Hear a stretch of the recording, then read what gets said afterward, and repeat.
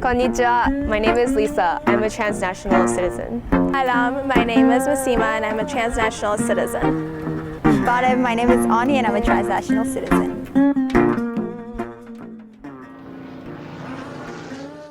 I came from Japan last year. I'm from Iran and I moved here when I was 8 years old. I came from Armenia when I was 5 years old.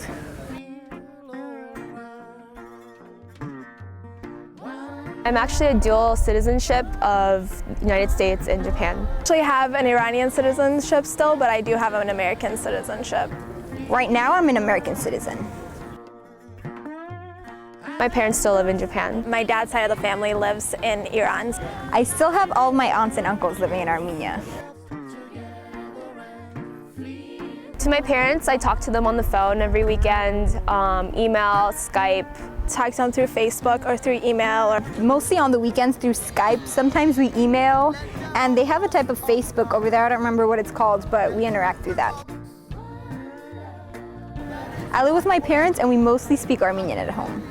I try to speak Farsi. I'm getting kind of worse and worse at it as the years go by, but I do try to speak Farsi entirely and not switch to English.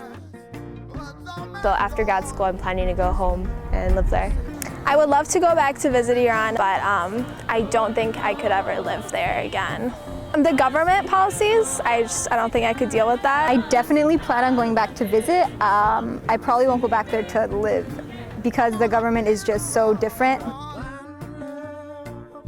When I was in Idaho, I was practically the only Asian there. It was kind of hard adjusting to that when back home everyone's Asian. Probably when I walked into 4th grade, my classroom sat with 3 other American girls and tried to talk to them, but I didn't really know English very well. Like the first day of kindergarten, she told me how I was in school and I was so confused when I came out, and I kept telling her about how I didn't understand why all the little kids didn't understand me. So I'd go up to them, talking to them in Armenian, and they just would not understand what I was saying.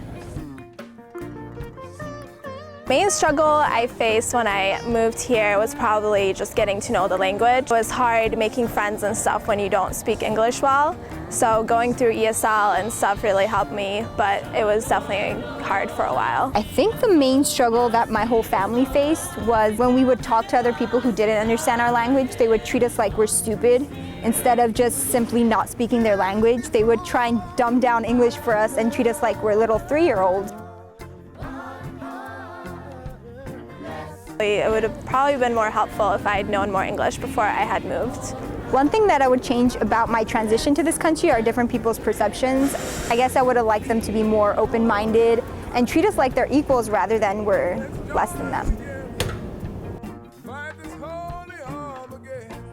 I do think that it is in some areas. I think we're lucky in California that it is so diverse and there are a lot of immigrants that do travel here.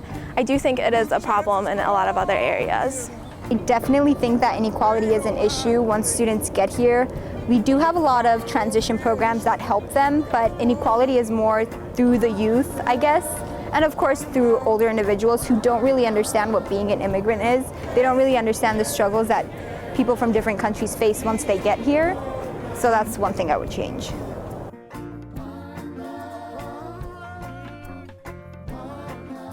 I would say get to know other people that aren't from your race and just try to mingle with everyone. I would say just to embrace it all.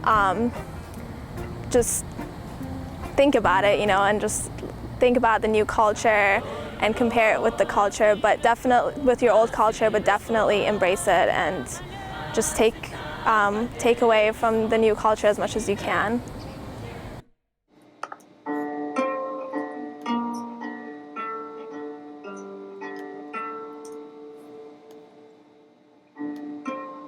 The world is shrinking now. We are now immigrating into a global village. And the question is, how much do we want to belong?